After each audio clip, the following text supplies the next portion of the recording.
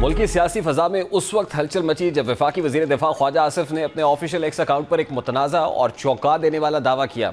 उनका कहना था कि पाकिस्तान की आधी से ज़्यादा ब्यूरोक्रेसी न सिर्फ पुर्तगाल में जायदादें खरीद चुकी है बल्कि वहाँ की शहरियत के हुसूल के लिए भी सरगर्म है। उनका यह भी कहना था कि अफसरान पाकिस्तान के सरकारी खजाने को अरबों रुपए का नुकसान पहुँचाकर अब पूरा साइश रिटायरमेंट की ज़िंदगी गुजार रहे हैं, जबकि सियासतदान उनके बाद बचा कुचाई खाते हैं। ख्वाजा आसिफ ने एक मखसूस ब्यूरोक्रेट का हवाला भी दिया जिसे उन्होंने साबिक वज़ीर आला उस्मान बुज़दार का करीबी साथी करार दिया और इल्ज़ाम लगाया कि वो बेटियों की शादी पर महज सलामी के मद में 4 अरब रुपए वसूल कर चुका है। अब वज़ीर दिफा का ये बयान न सिर्फ सोशल मीडिया पर वायरल हुआ बल्कि मुल्क के आला इंतज़ामी और सरकारी हलकों में भी शदीद रद्द अमल का बाइस बना। ख्वाजा आसिफ के इस बयान के बाद इस्टेब्लिशमेंट डिवीज़न और नैब की जानिब से सख्त तरदीद सामने आई है। दोनों इदारों के मुताबिक उनके पास इस हवाले से कोई मुस्तनद मालूमात या इंटेलिजेंस रिपोर्ट्स मौजूद नहीं है जो इस बात की तस्दीक कर सके कि मुल्क की ब्यूरोक्रेसी का निस्फ से ज़ायद पुर्तगाल में जायदाद खरीद चुका है या शहरियत के हुसूल की कोशिश में मसरूफ़ है। मीडिया रिपोर्ट्स के मुताबिक इस्टेब्लिशमेंट डिवीजन के एक सीनियर ऑफिसर के बकौल किसी भी आला ब्यूरोक्रेट के खिलाफ अगर ऐसे इल्ज़ामात साबित हों तो उसको कानून के मुताबिक मुलाजमत से फारिग किया जा सकता है, जैसा कि उस अफसर के साथ हो चुका है जिसका जिक्र मुबहम अंदाज में उस्मान बुज़दार के करीब होने के तनाजुर में किया गया है। जबकि दूसरी जानिब नैब ने भी तस्दीक की है कि उनके इदारे के तहत ज़ेर तफ्तीश किसी भी केस में ऐसे हक़ाइक़ सामने नहीं आई जो वज़ीर दिफा के बयान से मुताबिकत रखते हों। अब बहरहाल ख्वाजा आसिफ के इस बयान के नतीजे में मुल्क की सिविल ब्यूरोक्रेसी में शदीद गुस्सा और मायूसी देखने में आई है। मीडिया रिपोर्ट्स के मुताबिक कई सीनियर अफसरान ने निजी तौर पर इजहार नाराज़ी करते हुए कहा है कि ख्वाजा आसिफ का ये बयान न सिर्फ पूरे ब्यूरोक्रेटिक ढांचे की साख को ख़राब करने की कोशिश है बल्कि इससे सरकारी मुलाजमीन के मोराल पर भी इंतहाई मनफी असर पड़ा है। इन अफसरान के बकौल अगर वज़ीर दिफा के पास वाकई कोई मुसद्दिका शवाहिद मौजूद थे तो उन्हें चाहिए था कि वो नैब, इस्टेब्लिशमेंट डिवीज़न या वज़ीर आज़म ऑफिस से रुजू करते, ना कि सोशल मीडिया पर खुलेआम इदारों को निशाना बनाते। अब सवाल ये पैदा होता है कि आया वाकई पुर्तगाल में पाकिस्तानी ब्यूरोक्रेट्स जायदादें ख़रीद रहे हैं? अगर ऐसा है तो पुर्तगाली को क्यों तरजीह दी जा रही है?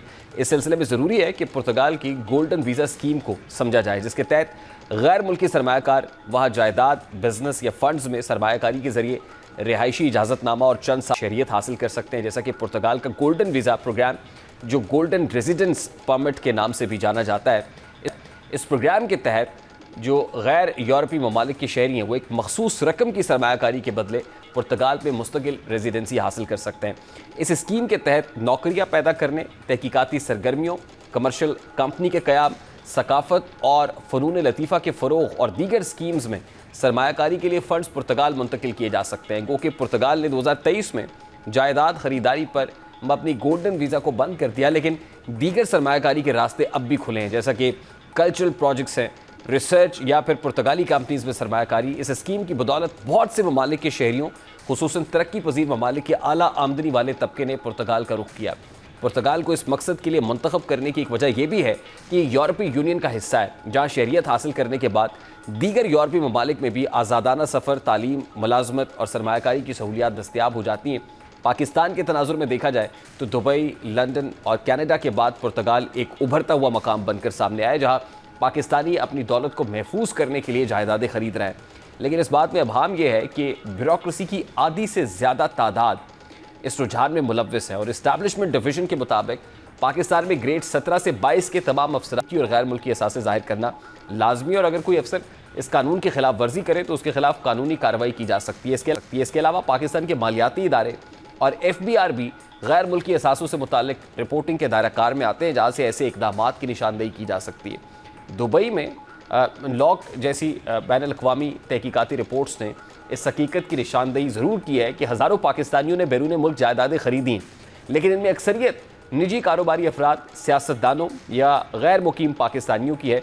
लेकिन ताहाल कोई ऐसी जामे सरकारी रिपोर्ट मौजूद नहीं है जो इस बात की तस्दीक करे कि मौजूदा या साबिक ब्यूरोक्रेट्स की बड़ी तादाद ने पुर्तगाल या किसी और मुल्क में गैर कानूनी या मशकूक ज़राए से जायदादें बनाई हों। ऐसे में ख्वाजा आसिफ जैसे सीनियर सियासतदान का ये बयान कई सवालात को जन्म देता है कि आया ये बयान महज पॉलिटिकल पॉइंट स्कोरिंग के लिए था या फिर वाकई वो किसी खुफिया मालूमात के हामिल हैं जिन्हें वो मंजरेआम पर लाने से गुरेज कर रहे हैं। इस सूरत हाल में ज़रूरत इस बात की है कि कौमी सतह पर शफाफ एहतसाब के निज़ाम को मजबूत किया जाए और फिर ज़ाहिर है डिफेंस मिनिस्टर हैं ख्वाजा आसिफ जैसे तगड़ा डिफेंस मिनिस्टर वज़ीर दिफा है, वो इस मामले को कैबिनेट में उठा सकते हैं, पार्लियामेंट का फ्लोर इस्तेमाल कर सकते हैं। एक सोशल मीडिया प्लेटफॉर्म के ऊपर ऐसी बात क्यों की गई? ख्वाजा आसिफ साहब को तो चाहिए कि वो इस बात को कैबिनेट की सतह के ऊपर टेकअप करें, वो कंसर्न क्वार्टर्स तक लेके जाए और उन लोगों के नाम सामने लेके आए जिनकी मालूमात उनके पास मौजूद है। जाहिर है वो एक रिसोर्सफुल आदमी है, उनके सोर्सेज भी हैं, उनके पास इंफॉर्मेशन भी है। वो इसको टेबल करें और फिर उनके अगेंस्ट जो भी कार्रवाई बनती है उस एक्शन को एक्सपेडाइट भी किया जाना चाहिए। अगर किसी ब्यूरोक्रेट ने इख्तियारात का गलत इस्तेमाल करके को गैर कानूनी तौर पर ऐसा काम किया है तो ज़ाहिर है he should be held responsible and accountable for this.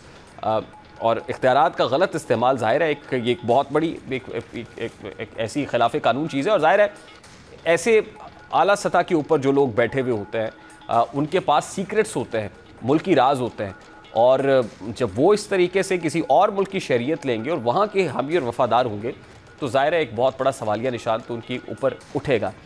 तो ऐसे में डिफेंस मिनिस्टर साहब को ये चाहिए, आज ही फवाद चौधरी साहब जो साबिक वफाकी वज़ीर है उन्होंने भी एक स्टेटमेंट इस हवाले से दिया एक सोशल मीडिया प्लेटफॉर्म के ऊपर ही, और वो ये कहते हैं कि ख्वाजा आसिफ साहब ने असल में जो उनका मसला ADCR सियालकोट के साथ था, एक अफसर के साथ प्रॉब्लम था और गुस्सा उन्होंने तमाम ब्यूरोक्रेसी के ऊपर निकाल दिया। अब बातें तो हो रही है इसके ऊपर, ज़ाहिर है सियासी लोग भी कर रहे हैं, वो अपने तौर पे इसके ऊपर रिएक्ट कर रहे हैं। कल भी इस पे फवाद चौधरी साहब ने स्टेटमेंट दिया और वो एक तरह की इंडोर्समेंट ही थी ख्वाजा आसिफ साहब की इस स्टेटमेंट की जो पुर्तगाल से मुतालिक उन्होंने दिया। लेकिन आज उन्होंने एक और बात कर दी, इसको एक और एंगल दे दिया। आज ही इस्टेब्लिशमेंट डिवीज़न का इसके ऊपर रिएक्शन भी आ गया। आज ही नैब से मुतालिक भी, ज़ाहिर है जहाँ ब्यूरोक्रेसी मौजूद है और सिविल ब्यूरोक्रेसी के हलकों में जिस अंदाज में इस मामले को देखा गया है। अब शेर अफजल मरवत साहब के सोर्सेज भी ये कहते हैं कि इस तरह की चीज़ है, यानी वो ख्वाजा आसिफ साहब के इस स्टेटमेंट की को इंडोर्स कर रहे हैं, सेकंड कर रहे हैं। और अगर वाकई ये ऐसा है, कोई गैर मामूली मामला है, पब्लिक अकाउंट्स कमेटी के फोरम पर भी उठाया जा सकता है। इसको पार्लियामान के फ्लोर के ऊपर ऑपोजिशन टेकअप कर सकती है। और अब ये मामला ऐसे तो नहीं जाने देना चाहिए।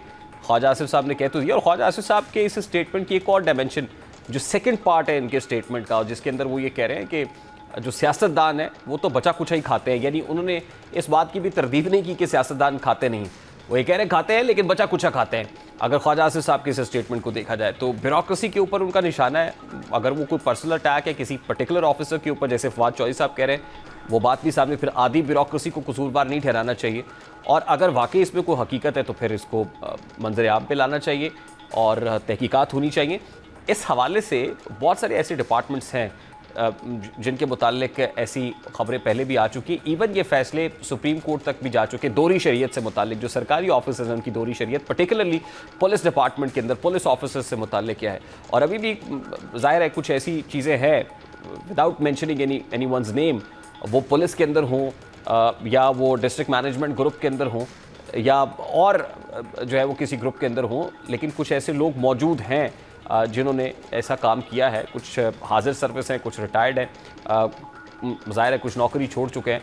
लेकिन जो भी मामला है, और जो ज़ाहिर है ये कोई मामूली मामला नहीं है, इंतहाई गैर मामूली इस लिहाज से भी है कि वो लोग जो अहम पोस्ट के ऊपर काम कर रहे होते हैं, ऑफिशियल कैपेसिटी में कर रहे होते हैं और उनके पास स्टेट सीक्रेट्स मौजूद होते हैं, वो जब किसी और जगह पर जाएंगे तो स्टेट सीक्रेट्स जो है वो भी दाव पे लगने का एक बहुत बड़ा अंदेशा वाक़ई हो जाता है, जो यकीनन किसी भी सूरत में रियासती मफाद में नहीं है। ये एक मामला उठा तो दिया गया है, अगर ये सच है तो फिर इसकी छान भटक यकीनन होनी चाहिए और हर सतह के ऊपर होनी चाहिए।